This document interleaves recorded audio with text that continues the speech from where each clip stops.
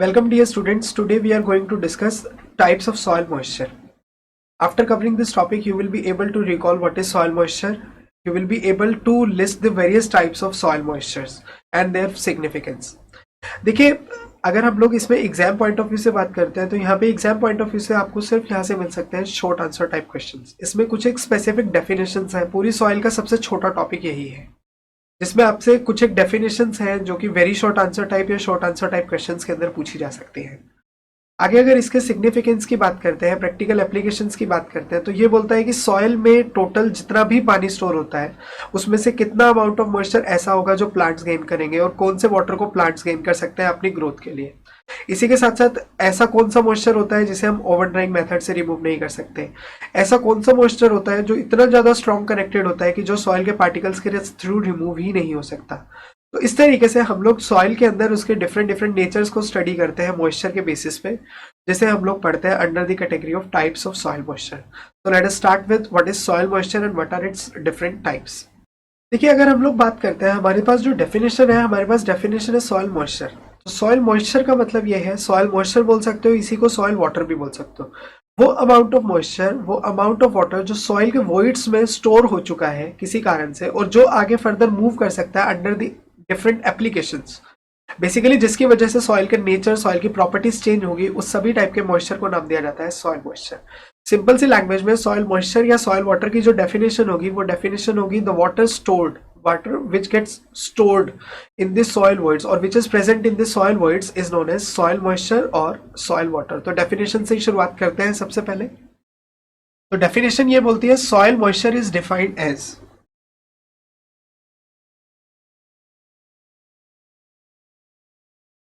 the moisture which is present in soil voids।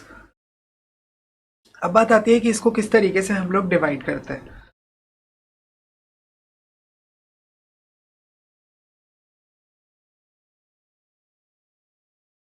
Classification of soil moisture.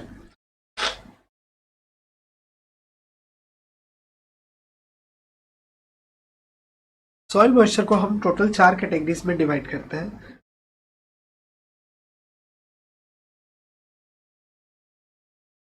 Free water और gravity water, capillary water, adsorbed water. Adsorbed water फिर further 2 parts में divide होता है।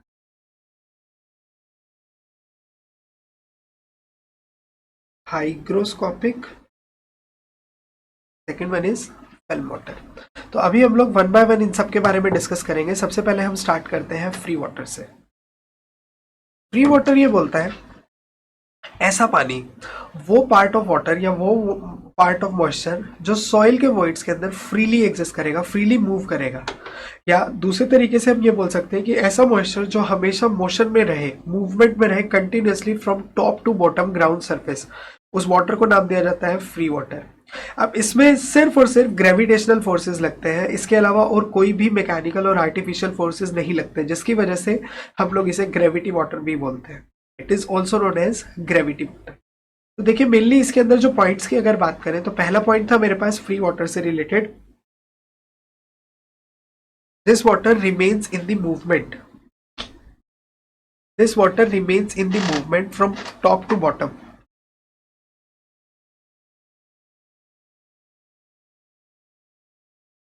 देखिए, पहला point बोलता है free water remains in the movement from ground surface to water table. Second point बोलता है it is subjected to gravitational forces only.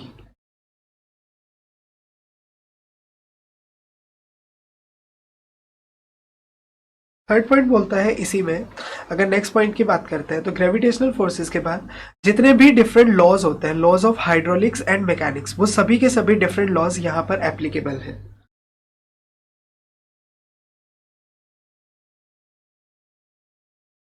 Second one is capillary water.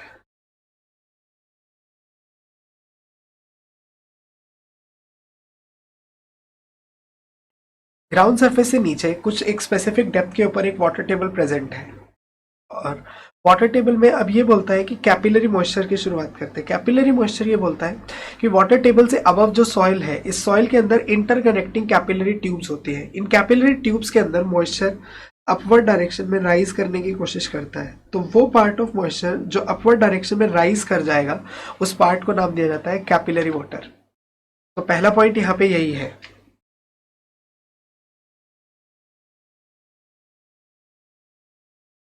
देखिए फर्स्ट पॉइंट यही बोलता है water rises in the capillary tubes like formation above water table. अब ये जो moisture होता है कैपिलरी मॉइस्चर या कैपिलरी राइज पे, जो कॉन्सेप्ट है फ्लूइड मैकेनिक्स का, वो ये बोलता है कि कैपिलरी राइज एग्जिस्ट करता है सरफेस टेंशन की वजह से। तो ये जो मॉइस्चर होगा यहाँ पे जो फोर्स लगेगा वो फोर्स भी होगा मेरे पास सरफेस टेंशन। तो नेक्स्ट पॉइंट यही है, this water is subjected to surface tension.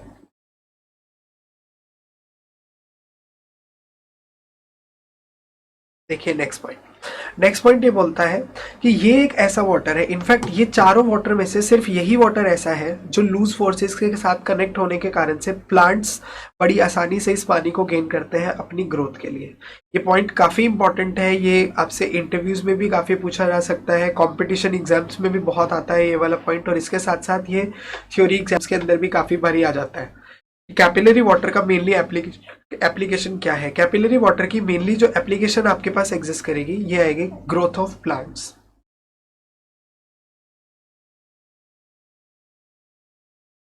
Next आता है height of capillary.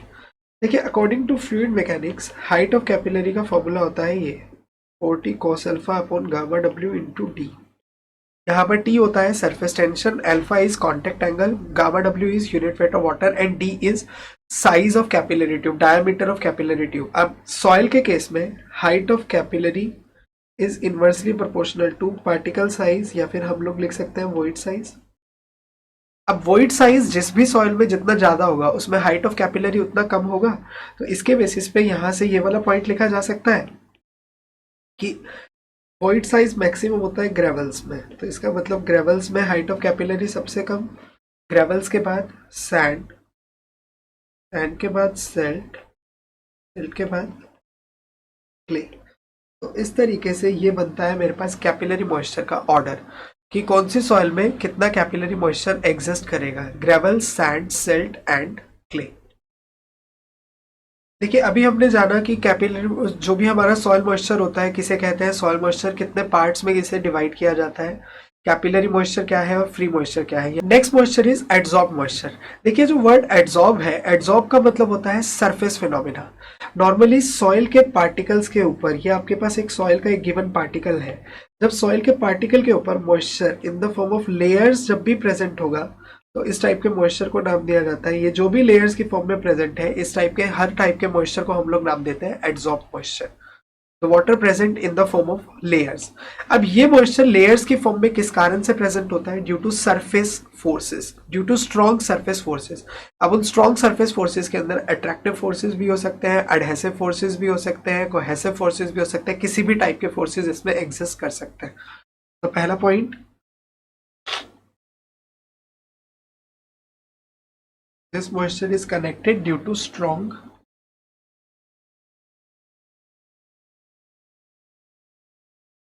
surface forces. दूसरा point, this water is present in the form of number of layers. अब नंबर ऑफ लेयर्स की form में तो definitely present है, तो हम लोग यहाँ पे ये लिख सकते हैं अब नंबर ऑफ लेयर्स कहीं ना कहीं सरफेस एरिया पे डिपेंड करेगी, तो ये वाटर की क्वांटिटी भी सरफेस एरिया पे डिपेंड करती है।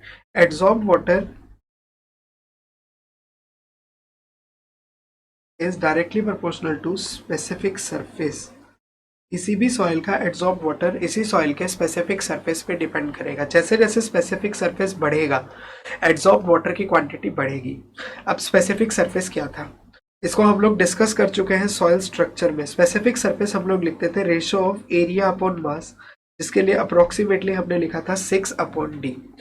जिस पार्टिकल का साइज ज्यादा होगा उस पार्टिकल का स्पेसिफिक सरफेस उतना कम होगा, और स्पेसिफिक सरफेस जितना कम होगा उसमें सरफेस फोर्सेस की वैल्यू उतनी कम होगी। तो इनडायरेक्टली पार्टिकल साइज बढ़ने से एड्सॉर्ब्ड वाटर की क्वांटिटी घटती है। तो यहाँ पे अगर इसका ऑर्डर लिखा जाए तो पार्टिकल साइज सबसे ज्यादा ग्रेवल्स का, ग्रेवल्स के बाद सैंड, सैंड के बाद सिल्ट, और सिल्ट के बाद क्ले। तो यही बोलता है कि नॉर्मली किसी भी सॉइल में किसी भी सॉइल में, चाहे मुझे कैपिलरी वाटर लिखना हो चाहे मुझे एड्सॉर्ब वाटर लिखना हो, दोनों ही केसेस में, दोनों वैल्यूज में, ग्रेवल्स में दोनों वैल्यूज सबसे कम होगी और क्ले में दोनों वैल्यूज सबसे ज्यादा मात्रा में एग्जिस्ट करेंगी। आगे अगर बात करते हैं एड्सॉर्ब वाटर, ये एड्सॉर्ब वाटर फिर दो पार्ट्स में डिवाइड होता है। पहले वाले पार्ट को नाम दिया जाता है हाइग्रोस्कोपिक और दूसरे पार्ट को नाम देते हैं फिल्म वाटर। हाइग्रोस्कोपिक वाटर, जो भी मॉइस्चर की जो फर्स्ट लेयर होगी, इस फर्स्ट लेयर को नाम देते हैं hygroscopic, first layer of water. इस लेयर को नाम देते हैं फिल्म वाटर। स्ट्रॉन्ग फोर्सेस के कारण से जो सॉलिड पार्टिकल्स के ऊपर जो पहली लेयर पानी की प्रेजेंट होगी, पहली परत, उसे नाम दिया जाएगा हाइग्रोस्कोपिक मॉइस्चर, हाइग्रोस्कोपिक वाटर। इस फर्स्ट लेयर के ऊपर जितनी भी इनडायरेक्ट लेयर्स प्रेजेंट होंगी, उन सभी की सभी लेयर्स को नाम दिया जाएगा फिल्म वाटर। तो हम इसी तरीके से इनकी डेफिनेशंस भी लिखेंगे। Water present in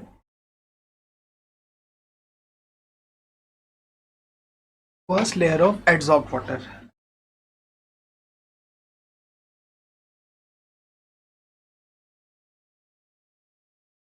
other than first layer of adsorb water. First layer को छोड़कर बाकी जितनी भी लेयर्स होंगी वो सारी की सारी लेयर्स बन जाएंगी मेरे पास फिल्म वाटर।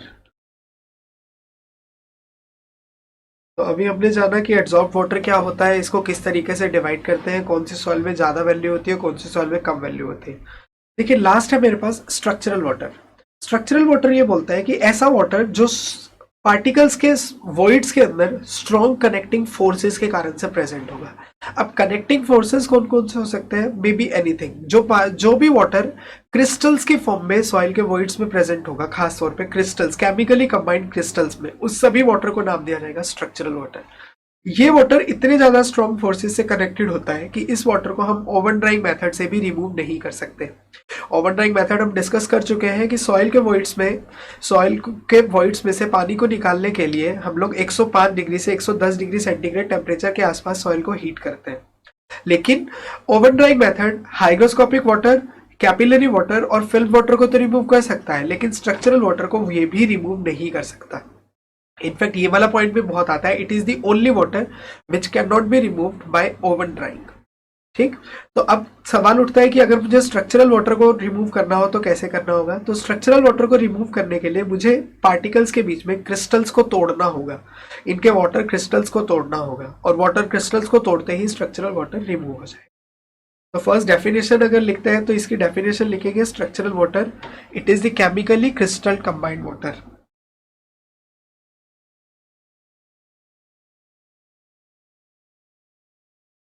सेकेंड पॉइंट बोलता है कि ये वाटर ऐसा वाटर है जिसे हम ओवन ड्राइंग मेथड से रिमूव नहीं कर सकते।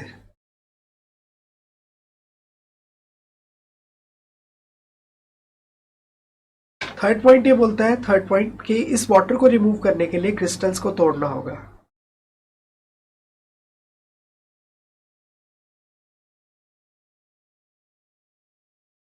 Crystals between structural water. तो देखिए यहां पर हमने डिस्कस किया सॉइल में किस टाइप का मॉइस्चर प्रेजेंट होता है, कितने टाइप का मॉइस्चर प्रेजेंट होता है सॉइल के अंदर। तो पहले पार्ट में हमने रिकॉल किया था सॉइल मॉइस्चर के बारे में। दूसरे पार्ट में हमने डिस्कस किया टाइप्स ऑफ सॉइल मॉइस्चर, कौन सी सॉइल में कितना होता है, किस तरीके से हम लोग इनको रिमूव कर सकते हैं, प्लांट्स कौन सा मॉइस्चर गेन करेंगे। और अब इसी तरीके से हम लोग आगे इसके बारे में डिस्कस कर रहे हैं अभी कि क्रिस्टल्स को अगर रिमूव करना हो तो क्रिस्टल वाटर को कैसे रिमूव कर सकते हैं, स्ट्रक्चरल वाटर को। इनफैक्ट इसके साथ साथ प्लांट्स अपनी ग्रोथ में कौन सा पानी गेन करते हैं, कौन सा मॉइस्चर ऐसा था जो कंटिन्यूसली मोशन में रहता है। इस तरीके से यहाँ पे हमने इन सबको डिस्कस किया। तो देखिए इसी के साथ आपके दोनों आउटकम, लर्निंग आउटकम्स कंप्लीट होते हैं। Learning, recall the soil moisture and list various types of soil moisture.